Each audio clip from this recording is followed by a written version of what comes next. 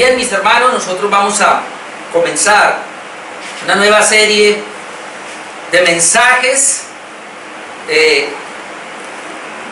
Va a ser de pronto algo novedoso, para mí es novedoso, porque nunca había predicado sobre esto. Para usted obviamente será novedoso, es más, apenas estoy entrándome en el tema, voy a entrar en el tema con ustedes.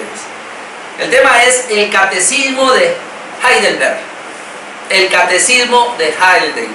Y usted va a decir, bueno, ¿y qué es eso? Bueno, vamos a tratar de dar un poquitico, una breve reseña histórica de lo que es este Catecismo de Heidelberg, que fue elaborado en el 1563. Recuerden que la Reforma con Martín Lutero, cuando Martín Lutero clava las 95 tesis en la iglesia de Wittenberg, allá en la ciudad de Wittenberg, él lo hace en el 1517, ¿sí o no? 1517, 31 de octubre de 1517. Pues haga la cuenta, el Catecismo de Heidelberg se escribe en el 1563, aproximadamente 45 años por ahí más o menos es después. O sea que ya ha pasado todo un tiempo de reforma, ya no solamente están los luteranos, sino que ya está la iglesia de los calvinistas, están los reformados, ya hay iglesias independientes, hay iglesias luteranas, hay iglesias calvinistas, hay iglesias independientes, hay iglesias reformadas. O sea, ya hay un mover reformado realmente, ya hay iglesias que se han levantado. Ya han habido catecismos que se han levantado por ahí, pero obviamente no había uno que tuviese algo, una fe muy compacta como este catecismo. Y ahora vamos a ver cuál fue la necesidad. Entonces, este catecismo de Heidelberg tiene 129 preguntas. Es decir, él se conforma por preguntas que se hacen y con respuestas bíblicamente. Entonces, fue elaborado más o menos para que se diera en las 52 semanas del año. O sea, el año tiene 52 domingos, entonces sería para un año. De pronto nos vamos a demorar un año, voy a tratar de ir, puede ser que más, puede ser menos, no sé, pero... Ahora, ¿cuál es la razón por la cual vamos a hacer este estudio? Una razón principal y que tocó mi corazón fuertemente es que cuando estaba investigando sobre él me di cuenta que fue en esa época reformada, sobre todo en la época de los puritanos, en el siglo XVI, XVII. Dice que este catecismo de Heidelberg llegó a ocupar el segundo lugar en impresión y en venta. Es decir, el primer lugar siempre lo ha ocupado la Biblia, la palabra de Dios, siempre es la que más venta tiene en toda la historia desde que comenzó la imprenta. Pero en esa época el catecismo de Heidelberg ocupó el segundo lugar, y el tercer lugar lo ocupó el libro del Progreso del Peregrino de Juan Bunyan. Tercer lugar.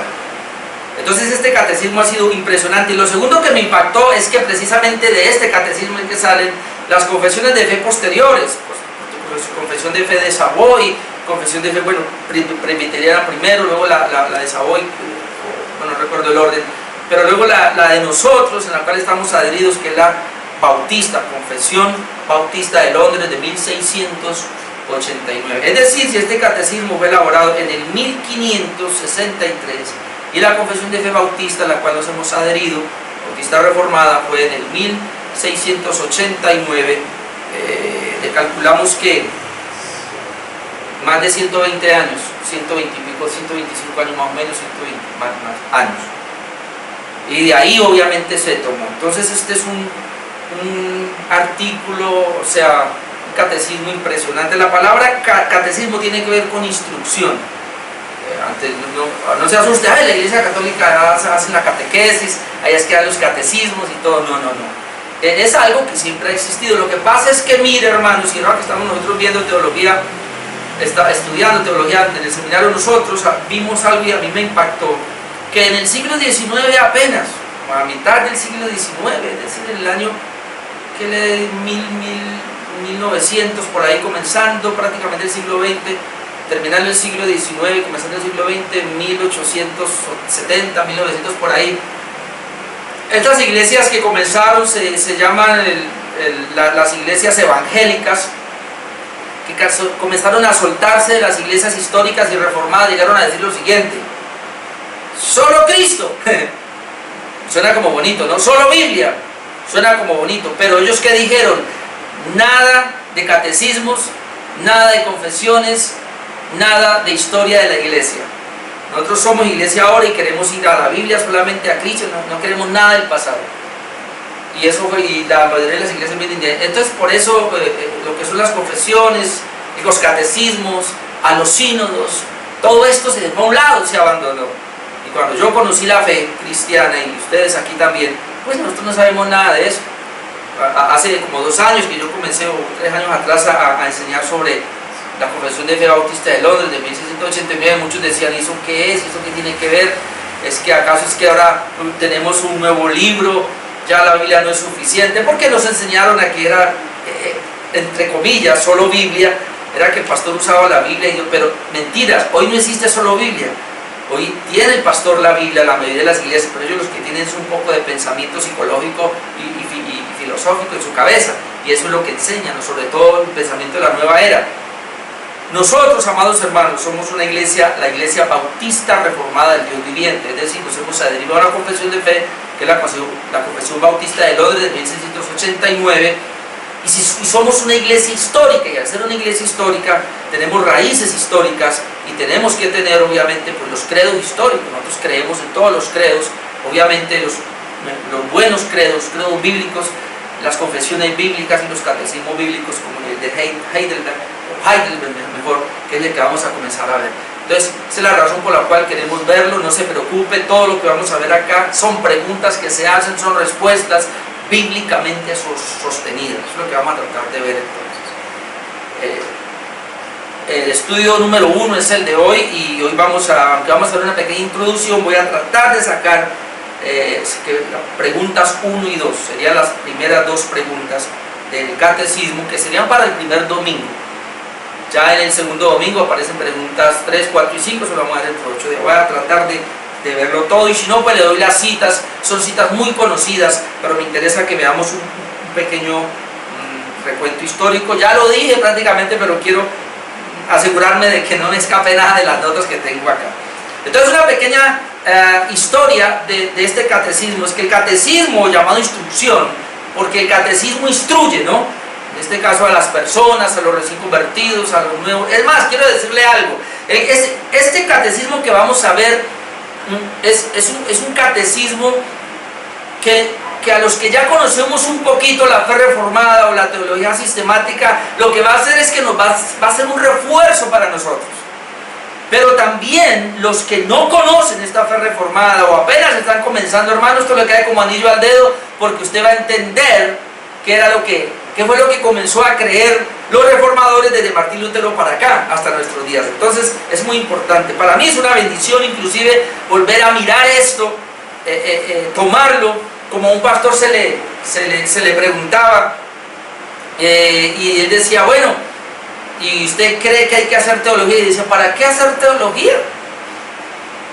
En vez de nosotros estar pensando en nueva teología, ¿por qué no más bien miramos la teología antigua, la que ya tenemos? Más bien miremos lo que ya se ha escrito. Y es verdad, porque la teología no cambia. Y si Dios usó a Martín Lutero, a Juan Calvino, a los reformadores de los siglos XVI, XVII, XVIII, y nos dejaron este legado, ¿por qué lo vamos a tirar por tierra? Vamos a mirarlo, vamos a analizarlo, vamos a ver qué fue lo que ellos creyeron, qué tenían. Y eso nos da a nosotros, hermano, una base para no estar por ahí como algo invento, como que voy a comenzar algo nuevo, ¿no? Nosotros creemos lo que Jesucristo creyó, lo que Pablo creyó, los apóstoles creyeron, la iglesia en todos estos 2000 años ha creído. Y para eso necesitamos ver entonces por lo menos este catecismo de Heidelberg. Bien, entonces el catecismo de Heidelberg surge por la necesidad de unificar la fe reformada en un documento. Lo primero, surge por la necesidad de unificar la fe reformada en un documento. Es un resumen de la verdad bíblica, es una especie, alguien dijo, de teología sistemática muy bien elaborada. ¿Sí? Que es un resumen de teología sistemática muy bien elaborada. Su presentación en forma de preguntas y respuestas lo hace ordenado y fácil. Es tan fácil que es elaborado hasta para los niños. Los niños, uno le hace las preguntas y ellos pueden contestar mirando la palabra de Dios. Este catecismo llegó a ser uno de los documentos, como ya lo dije, delineadores de la teología reformada. Fue esencial para la instrucción cristiana y, como ya lo dijo, ocupó el segundo lugar en venta en esa época. Su nombre surge de Heidelberg. Ese nombre surge de la ciudad capital alemana, a que así se llamaba, y obviamente de la universidad, ilustre universidad de ese tiempo, de Heidelberg. Entonces de ahí sale el nombre del catecismo de Heidelberg, porque fue elaborado en esa ciudad alemana de Heidelberg. En esa época se habla de el príncipe Federico III, que era el elector del Palatinado alemán. El Palatinado alemán es una región, un sector a orillas del río del Rin. Y entonces toda esa parte de Alemania se llamaba el Palatinado, donde este Federico fue el electo de todo ese el elector de todo ese Palatinado. Él era un protestante fiel, pero no se había definido todavía si él era luterano o él era calvinista. Entonces él ordenó a dos jóvenes pastores y teólogos que elaboraran este documento para tener acuerdo entre las principales doctrinas, porque es que había surgido un pequeño problema en la iglesia, en la ciudad de Heidelberg, y el problema que surgió fue precisamente por la Santa Cena, por la Cena del Señor. Aquí lo hemos dicho, pero valga la pena pensar en esto. La Iglesia Católica ha creído en la transustanciación. ¿Qué es eso? Es decir, que el cuerpo y el vino se convierten, el pan y el vino se convierten en sangre y en cuerpo literal. Es la transustanciación, eso cree la Iglesia Católica. Martín Lutero no se pudo despegar mucho de la tradición católica, y él hablaba del, no recuerdo el nombre, substanciación, algo así, no recuerdo, pero él decía, no, el pan es pan, el vino es vino, pero por arriba, por debajo, por el lado está el cuerpo de Cristo. De todas maneras, es lo mismo, es parecido. Todos los luteranos creían eso. Creo que también creen lo mismo. Ahora, los calvinistas, es decir, los discípulos de Juan Calvino y Calvino, no creían así. Juan Calvino decía, a ver, el pan es pan, el vino es vino, y cuando nosotros participamos del elemento del pan y de la copa, Cristo está, pero espiritualmente.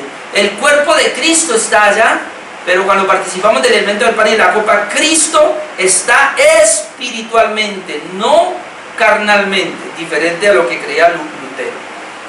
Y los de Zwinglio, pues, ellos, como muchas iglesias tradicionales hoy día, y como yo creía anteriormente, los seguidores de Zwinglio, él decía otra cosa. Él decía, no, el pan y la copa son solamente símbolos, es un rito nomás, ahí no está el Señor. Entonces nosotros, hermanos, que somos reformados por Juan Calvino, creemos que cuando participamos del pan y de la copa, Cristo está presente en espíritu. Los luteranos creen que Él está presente en cuerpo, no el elemento como tal, sino alrededor está. Y los católicos dicen que el pan y la copa se convierten en el cuerpo de Cristo. Es decir, hay un sacrificio cada vez que se participa del elemento del pan y la copa. Entonces, este problema, sobre todo este problema, lo que quería Federico III era como unificar esos conceptos, y por eso buscó a dos jóvenes muy pilosos y les dijo, redacten un documento sobre la teología o sobre la doctrina fundamental de la Reforma. Y entonces ellos lo hicieron, un periodo más o menos de 3 años, desde el 1560 hasta el 1563, donde finalmente se presentó el documento, fue aprobado, y después de varias presentaciones, al final, creo que hasta una cuarta presentación, terminó siendo aprobado el documento y salió con todas estas preguntas. Más adelante se le unió otra pregunta, pero eran 128, pero quedaron, creo que fue la 80, Federico la quiso poner, pero lleguemos allá, vamos a ver qué fue lo que él hizo. Pero fueron 129 preguntas que salieron. Entonces, a partir de ese momento, cada iglesia debía enseñarlo en todos los domingos, y creo que comenzó a hacerse por la tarde, hacían el culto por la mañana, por la tarde hacían la presentación de este catecismo de Heidelberg, con las preguntas que iba haciendo. Entonces cada domingo llevaba 2 o 3 preguntas, y así ellos iban contestándolo. Entonces, como ya lo dije, este catecismo fue a ser tan sencillo que comenzó a ser usado en las escuelas, todas las escuelas que existían por toda Alemania y luego pronto por todas las otras ciudades de Europa. Comenzó a enseñarse este catecismo, y también en los hogares, las familias en los hogares se sentaban a hacer el catecismo. Así que cada año, de principio a fin, terminaba el catecismo, al año volvían y comenzaban otra vez, porque para tener pues esta doctrina bien fundamentada. Como ya lo dije, pronto fue publicado en varios idiomas también, fue aceptado por las futuras confesiones de fe reformada, por todas las iglesias reformadas en toda Europa, y luego fue aceptado realmente y fue tomado. Cada vez que había un sínodo, como el sínodo de Dort, ahí fue aprobado. Cuando hubo otras confesiones fue aprobado. Entonces de ahí salieron las demás confesiones que tenemos nosotros. Entonces, más o menos a nivel de historia. Bien, lo que vamos a ver en esta obra, entonces, en esta noche, serían las preguntas 1 y 2, sería el domingo primero, el primer domingo, para comenzar a mirar este catecismo. Pudiéramos decir que esas 2 preguntas tienen un tema general que sería preguntas introductorias. Se llama así, son preguntas introductorias. ¿Por qué estas 2 preguntas? Y por eso me he demorado en la introducción, porque estas 2 preguntas van a ser posteriormente ampliadas. Pues vamos a contestarlas, pero van a ser posteriormente ampliadas. De hecho, a los hermanos de la Iglesia de Dios Viviente de Cali, a los hermanos de Tuluá, ya mi esposa les mandó las preguntas que estamos tratando aquí, y ahí están los versículos. Usted ahora, después de que termine, usted puede volver y ver todo lo que yo le mandé ahí. Mi esposa lo envió a los WhatsApp, estos 2 grupos que tenemos. Ahí está esto, así que usted puede hacerlo ya en casa. Y los que no, y nos están viendo ahora, pues usted puede buscar, por favor, por internet, se puede encontrarlo, ahí está, usted lo puede descargar, el catecismo de Heidelberg, con las preguntas. Bien, pregunta número 1. La pregunta número 1 del catecismo es sencilla, y es así: ¿cuál es tu único consuelo, tanto en la vida como en la muerte? Y note que la pregunta es muy personal, porque la pregunta es como para que cada uno la responda. La pregunta es: ¿cuál es tu único consuelo, tanto en la vida como en la muerte? Y aquí está la respuesta. La respuesta es la siguiente. Respondiendo a la pregunta, ¿cuál es tu único consuelo, tanto en la vida como en la muerte? La respuesta es que yo, con cuerpo y alma, tanto en la vida como en la muerte, no soy dueño de mi vida, sino que pertenezco a mi fiel Salvador Jesucristo, quien con su preciosa sangre ha satisfecho completamente por todos mis pecados y me ha redimido de todo el poder del diablo, y me preserva de tal manera que sin la voluntad de mi Padre Celestial ni siquiera un solo cabello de mi cabeza puede caer. Antes bien, todas las cosas tienen que funcionar conjuntamente para mi salvación. Por esa razón, por su Espíritu Santo, Él también me asegura la vida eterna y me dispone y prepara de todo corazón para vivir de ahora en adelante para Él. ¡Qué respuesta tan hermosa! Realmente yo miro esta respuesta y esa es la razón de vivir, esa es la razón del ser. Estamos hablando de cristianos, ¿no? La pregunta entonces: ¿cuál es tu único consuelo, tanto en la vida como en la muerte? Es decir, ¿qué es lo que me consuela a mí? ¿Qué es lo que me conforta? ¿Qué es lo que me da vitalidad? ¿Qué es lo que me da la vida aquí en la tierra, mientras estoy en esta tierra, y que me la va a dar en la eternidad cuando yo parta de este mundo? ¿Qué es? Entonces, voy a leer otra vez la respuesta y luego vamos a ir por partes. O mejor arranquemos de una vez por partes. Yo ahí extraje como 4 cosas. Número 1, que todo mi ser le pertenece al Señor Jesucristo eternamente.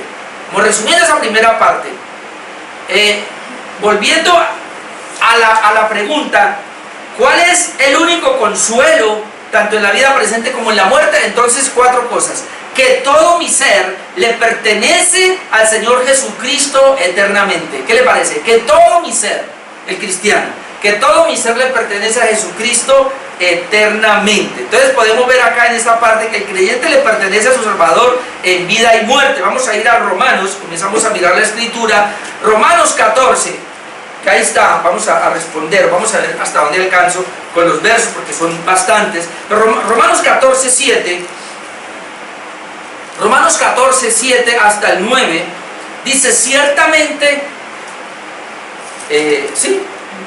perdón, yo estoy en Corintios, yo sí ya me estaba equivocado. Ahora sí, Romanos 14, 7, 9. Porque ninguno de nosotros vive para sí, y ninguno muere para sí. Pues si vivimos, para el Señor vivimos, y si morimos, para el Señor morimos. Así pues, sea que vivamos o que muramos, ¿qué pasa? Del Señor somos. Sea que vivamos o que muramos, del Señor somos. Porque Cristo para esto murió y resucitó y volvió a vivir, para ser Señor así de los muertos como de los que viven. Cristo es Señor de los que han muerto como de los que estamos vivos ahora. Así que lo que dice el catecismo, la respuesta a esta pregunta, que cuál es el mayor consuelo, cuál es el único consuelo mejor para el cristiano, es saber que tú como hijo de Dios le pertenece a Cristo, que yo le pertenezco a Jesucristo, que la vida realmente en esta tierra, y yo estaba pensando en esto cuando miraba lo de la pandemia, lo que está pasando, ¿qué importa lo que estamos viviendo ahora? Si nuestro consuelo no está en ir y de pronto y bañar en una playa, o ir y en una fiesta por allá, o ir con un poco de amistades, ese no es el gozo, ese no es el consuelo. El consuelo y el gozo es que nosotros, hermanos, le pertenecíamos al diablo, íbamos para el infierno, pero ahora le pertenecemos a Jesucristo y vamos para el cielo. Amén. Por eso cantamos ahora: cuando ya se pase lista a mi nombre, yo feliz responderé. De esa primera parte hay otro versículo también que nos pertenecemos, que no nos pertenecemos a nosotros, sino que le pertenecemos a aquel que nos compró con su preciosa sangre. Voy a leer entonces la respuesta a la primera parte. ¿Cuál es tu único consuelo tanto en la vida como en la muerte? Que yo, con cuerpo y alma, tanto en la vida como en la muerte, no soy dueño de mi vida, hermano. Usted tiene que entender eso claro, y eso lo tenían claro estos reformadores que hicieron este documento.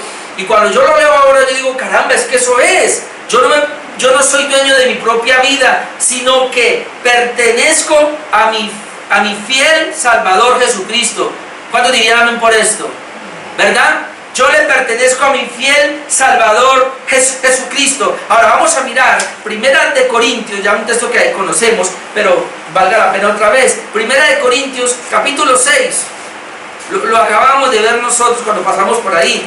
Primera de Corintios, capítulo 6, versículo 19 y 20. Mire lo que dice: ¿o ignoráis que vuestro cuerpo es templo del Espíritu Santo? Mi cuerpo, aún mi carne, mi cuerpo es templo, es una habitación, es la morada del Espíritu Santo, el cual está en vosotros. El Espíritu que está en mí está en nosotros, el cual tenéis de Dios y que no sois vuestros. El Espíritu Santo que tenemos es de Dios, no es de nosotros. Pero dice: porque habéis sido comprados por precio. Yo fui comprado por precio. Glorificad pues a Dios en vuestro cuerpo y en vuestro espíritu, los cuales son de Dios. Mi cuerpo y mi espíritu, es decir, todo mi ser, le pertenece a Dios. Amén. Entonces este catecismo no está errado en su respuesta. Lo que él está diciendo es: yo no me pertenezco a mí mismo, sino que yo le pertenezco a Dios. ¿Usted ya se dio cuenta de eso, mi amado hermano?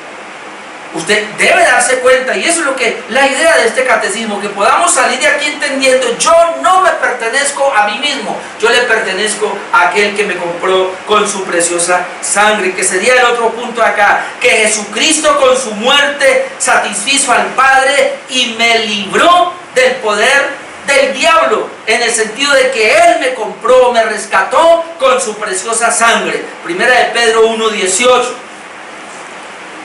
¿Por qué le pertenezco a Dios? Porque Jesucristo me compró, porque Jesucristo me rescató del poder del diablo con su preciosa sangre. Primera de Pedro 1, 18.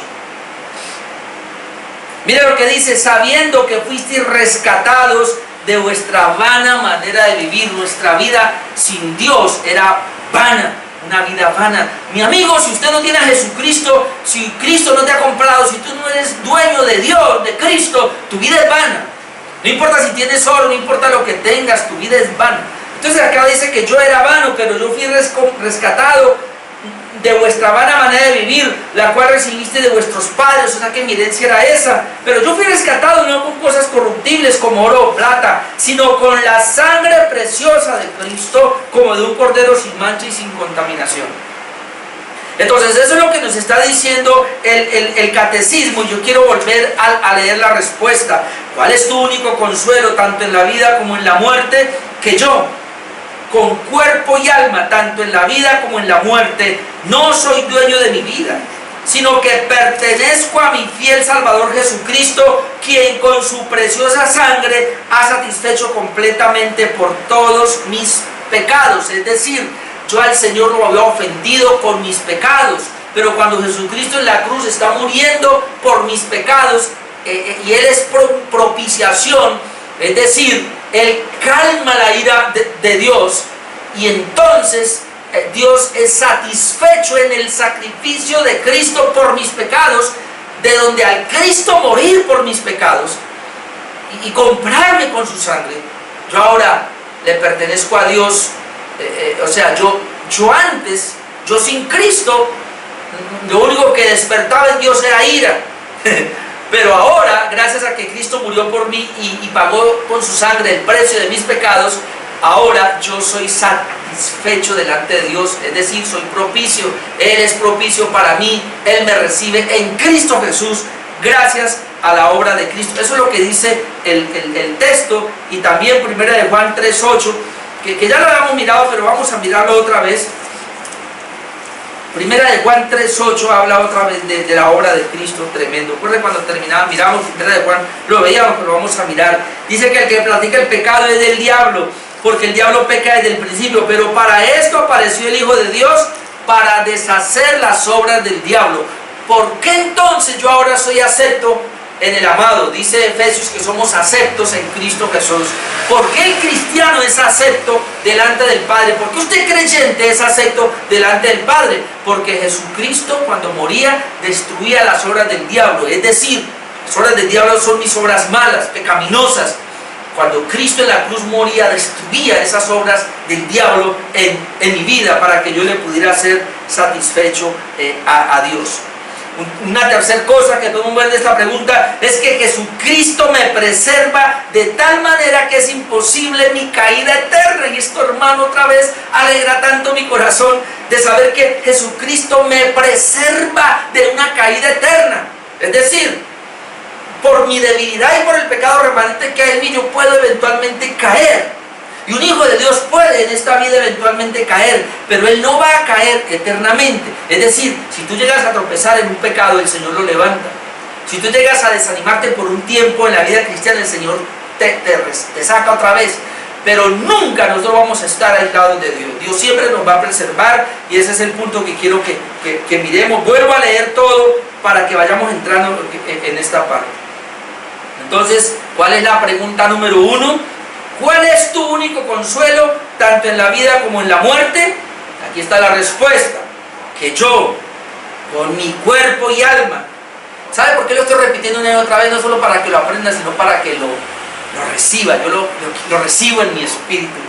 Que yo, con cuerpo y alma, tanto en la vida como en la muerte, no soy dueño de mi vida, sino que pertenezco a mi fiel Salvador Jesucristo, quien con su preciosa sangre ha satisfecho completamente por todos mis pecados y me ha redimido de todo el poder del diablo, y me preserva. Aquí está el punto en el cual vamos a mirar. Y me preserva de tal manera que sin la voluntad de mi Padre Celestial, ni siquiera un solo cabello de mi cabeza puede caer.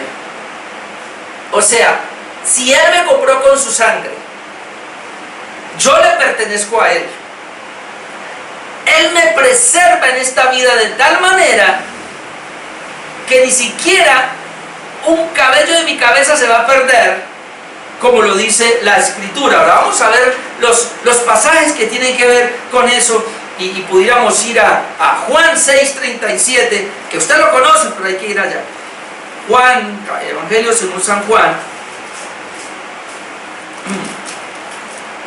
Ay, me fui, Juan capítulo 6, versículo 37.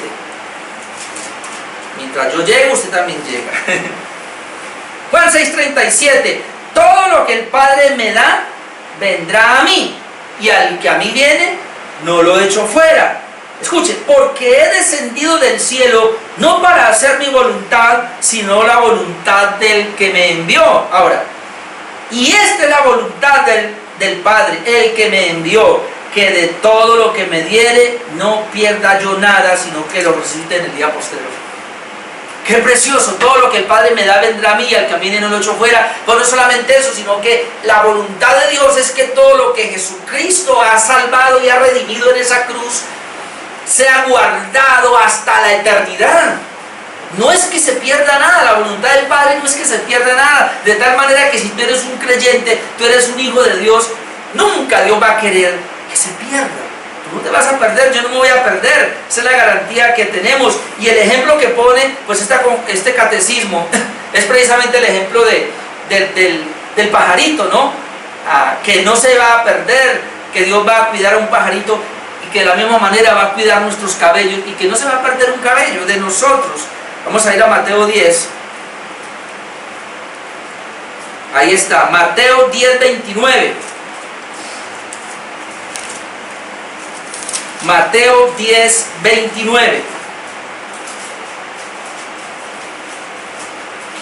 Dice que no se venden dos pajarillos por un cuarto. Con todo, ni uno de ellos cae a tierra sin vuestro Padre. O sea, un pajarito no cae a la tierra si no es la voluntad de Dios. En otras palabras, no muere o no se pierde si no es la voluntad de Dios. Pues aún vuestros cabellos están todos contados. Dice que nuestros cabellos están todos contados. Así que no temáis, más valéis vosotros que muchos pajarillos. Note lo que él está diciendo. Si Dios guarda a los pajaritos, les da de comer, los alimenta, y dice que ningún pajarito cae a tierra, es decir, se muere o se pierde si no es la voluntad de Dios, mucho menos nosotros, que valemos más que los pajaritos. Es más, dice que aún nuestros cabellos están contados. Por eso el catecismo dice en esa parte, miren lo que dice el catecismo, que me preserva de tal manera que sin la voluntad de mi Padre Celestial, ni siquiera un solo cabello de mi cabeza puede caer. Usted lo ve como tan diminuto, ¿verdad?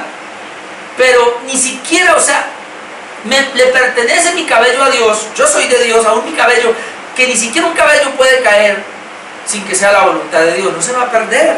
Entonces, y si no me pide un cabello, no me pide un pajarito, ¿me voy a perder yo que el Señor me compró a precio de sangre dando su vida en esa cruz? No, hermano. Entonces ese es un consuelo tan grande para nosotros.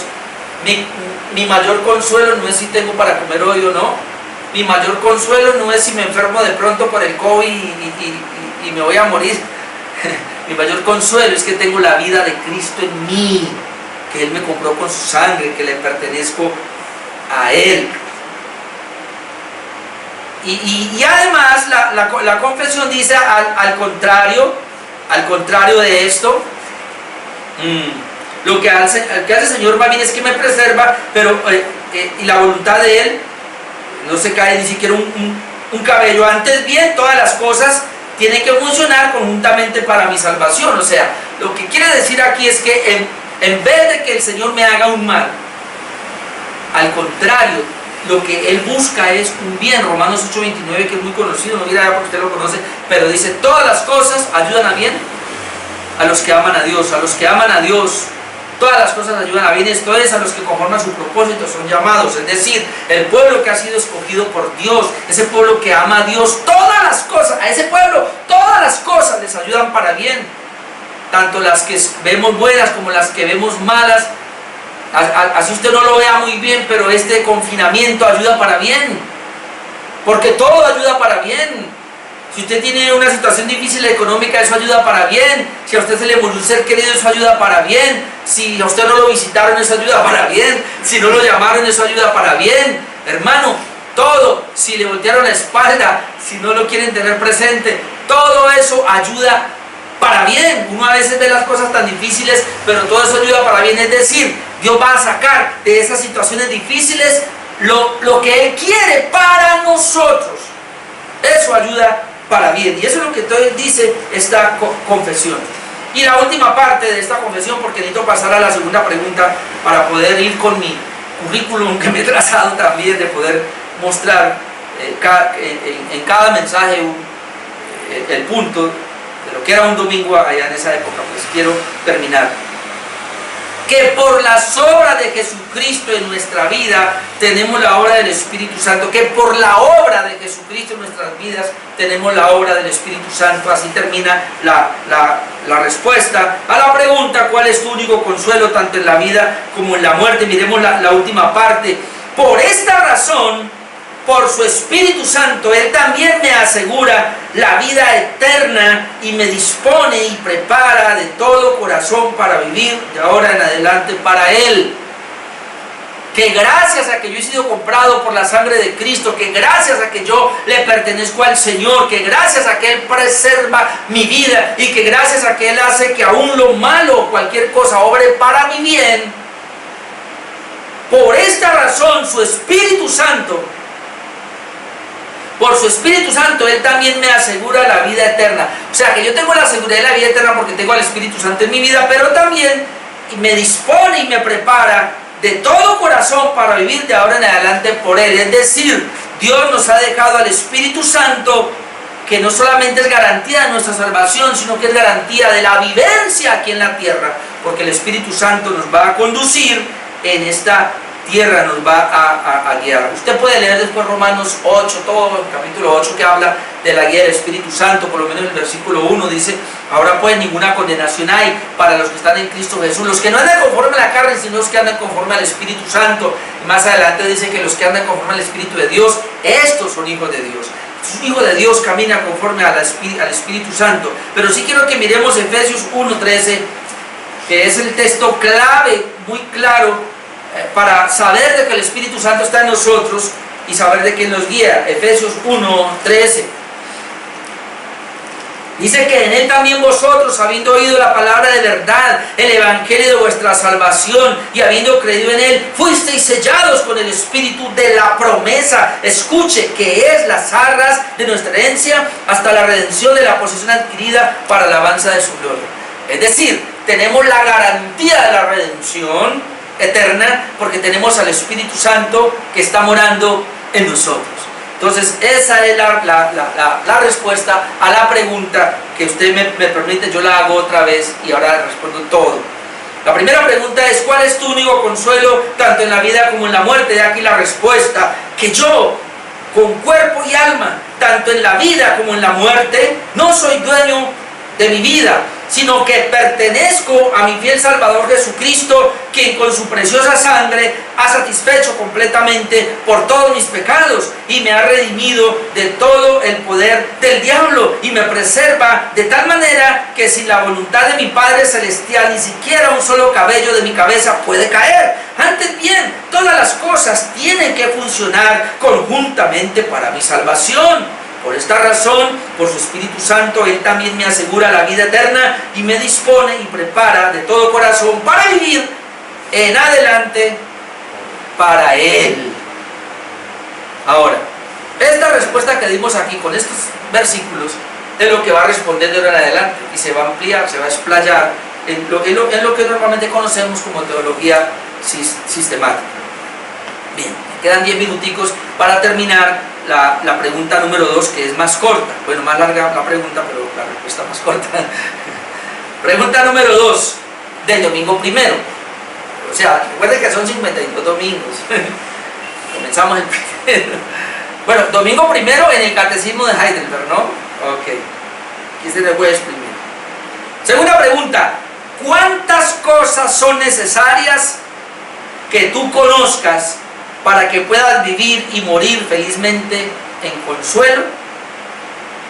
Otra vez, ¿cuántas cosas son necesarias que tú conozcas para que puedas vivir y morir felizmente en este consuelo? ¿Sí vio? ¿Qué necesita en esta vida? ¿Qué necesita para que usted pueda morir en ese consuelo? Para que usted pueda morir felizmente en ese... No, para que pueda vivir y morir, perdón. Para que pueda vivir y morir felizmente. Porque estamos hablando de la vida ahora y la vida después. Otra vez, ¿cuántas cosas son necesarias que tú conozcas para que puedas vivir y morir felizmente en ese consuelo? Algunos dirán, yo necesito dinero. Otros dirán, yo necesito salud. Otros dirán, yo necesito un esposo, un cónyuge para vivir feliz. Vamos a ver, ¿cuántas cosas en esta tierra, amado hermano, son necesarias que tú conozcas? Piense, ¿cuántas cosas en esta tierra son necesarias que tú conozcas para que puedas vivir y morir felizmente en este consuelo? O sea, en el consuelo que ya habíamos dicho de la pregunta número 1. Aquí hay 3 cosas. La respuesta, 3 cosas. Primero, la grandeza de mi pecado y miseria. Segundo, ¿cómo soy redimido de todos mis pecados y miseria? Y tercero, ¿cómo debo agradecer a Dios por su redención o por la salvación de ese pecado y esa miseria? ¿Qué necesito conocer? ¿Qué cosas son necesarias que conozcas? ¿Qué cosas son necesarias que conozcas para que puedas vivir y morir felizmente en este consuelo? Hay 3 cosas que son necesarias que debo conocer, que una persona debe conocer. Alguien pensaba que era dinero, no. ¿Cuáles son las primeras cosas? Primero, la grandeza de mi pecado y miseria. Debo saber. Número 2, que soy redimido de mi pecado y mi miseria. Y número 3, que debo vivir agradecido por la redención de mi pecado y mi miseria. Eso es lo que debo saber. Eso es lo que debo conocer. Y eso es lo que ellos querían dar, por lo menos en cuanto a la palabra de Dios. Entonces vamos a tratar de responderlo. Y si así es un versículo normal, y los otros. Entonces, lo primero es reconocer cuán pecadores y miserables somos delante de Dios. La pregunta, ¿cuántas cosas son necesarias que tú conozcas para que puedas vivir y morir felizmente en ese consuelo? En el consuelo de que Dios está conmigo, que le pertenezco a Él, en el consuelo de que cuando muera voy a estar con Él eternamente. ¿Qué cosas son necesarias que debo conocer entonces? Pues la primera es que debo reconocer cuán pecador y miserable soy delante de Dios. Mucha gente no reconoce eso, pero eso es lo que la Biblia me dice, que yo debo reconocer esa parte. Los que se creen no pecadores, pues jamás podrán ver. Ustedes pueden buscar la cita en Juan 9:41, pero es un relato de un hombre que cometió un pecado, no, de un hombre que nació ciego y el Señor lo sanó, y ellos le preguntaron, ¿y por qué nació ciego? ¿Fue el pecado de él, el pecado de sus padres? Y dice, no, fue para la voluntad de Dios. Entonces ellos no creyeron al Evangelio de Jesucristo, y el Señor, ellos aterrados porque le había abierto los ojos a ese hombre, y el Señor le dice, ustedes son ciegos. ¿Por qué son ciegos? Porque yo vine, les presenté el Evangelio y no quisieron creer. En cambio que era ciego físicamente, pudo ver espiritualmente porque recibió mi palabra, recibió el Evangelio, y sus ojos espirituales le fueron abiertos. De tal manera que aquel que dice que veo, es decir, aquel que dice que yo no tengo pecado, que yo estoy bien, es un ciego espiritualmente, y él nunca va a poder ver su pecado, va a seguir ciego espiritualmente, nunca va a poder ver la necesidad de un Salvador, y se va a quedar ciego y va a morir. Y Jesucristo dice, y peor cuando les presento el Evangelio y cuando yo vengo. Usted lo busca. Pero lo otro que quería ir es que el Evangelio de Cristo descubre el pecado que no... En Juan 15:22, el Evangelio de Cristo descubre el pecado que nosotros no podemos ver. Juan 15:22, ahí sí quiero que vayamos. Juan 15:22. Y otra vez Jesús acá está hablando con esta gente que le aborrecía. Dice Juan 15:22, y si yo no hubiera venido ni les hubiera hablado, no tendrían pecado, pero ahora no tienen excusa por su pecado. Es decir, Jesús está diciendo acá, si yo no vengo, si yo no hubiera venido, yo no les hubiera hablado, ustedes no tendrían pecado. Eso lo vamos a ver más adelante en cuanto a la ley. Si la ley no viene a una persona, ella no tiene pecado. ¿Por qué? Porque el pecado es por medio de la ley.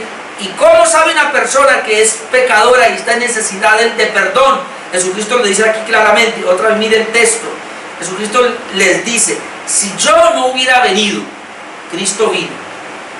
Si yo no les hubiera hablado, pero Cristo les habló, no tendrían pecado. Es decir, si Cristo no viene, ellos no tienen pecado. Si Cristo no les habla, en este caso el Evangelio, ellos no tienen pecado. Pero ahora no tienen excusa por su pecado.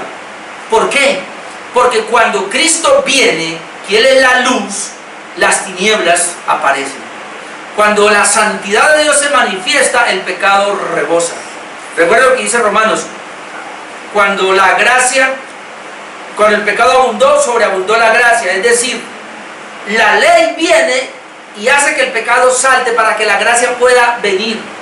Jesucristo lo dijo de otra manera, no quieren venir a la luz que es Cristo para que sus obras no sean reprendidas. En otras palabras, la gente no cree que es pecadora porque no conoce el Evangelio, porque no conoce a Dios. Si la gente conociera la santidad de Dios, si la gente conociera la ley y el Evangelio, se darían cuenta cuán pecadores son y cuán necesitados están de Dios.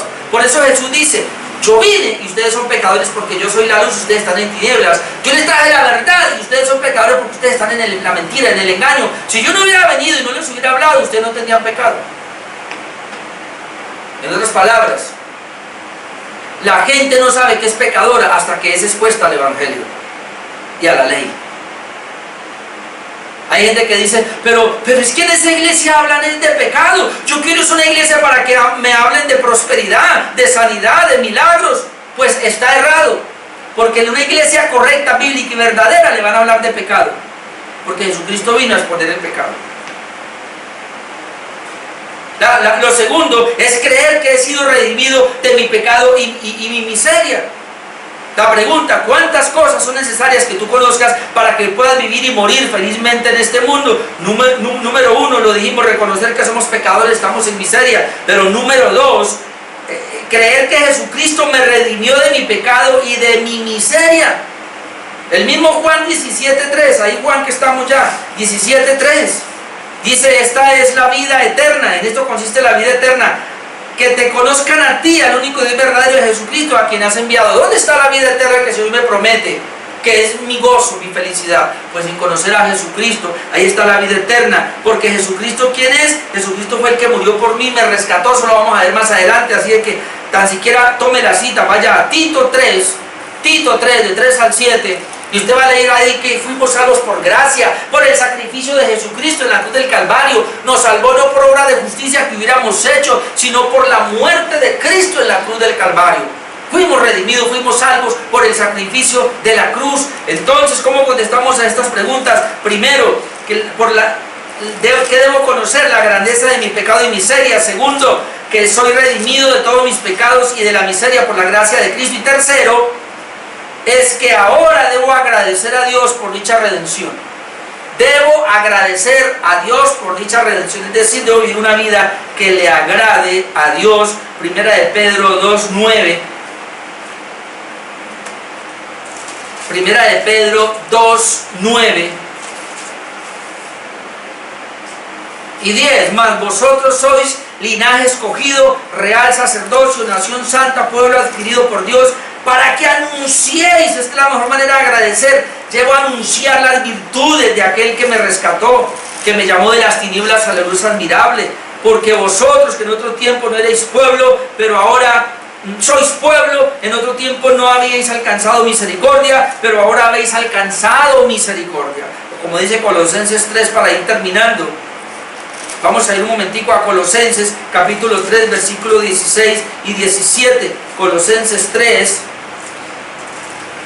versículos 16 y 17. La palabra de Cristo more en abundancia en vosotros, enseñándoos y exhortándoos unos a otros en toda sabiduría. Note, cantando con gracia en vuestros corazones al Señor, con salmos, con himnos, cánticos espirituales, y todo lo que hacéis, sea de palabra o de hecho, hacedlo todo en el nombre del Señor Jesús, dando gracias a Dios Padre por medio de Jesucristo, por medio de Él.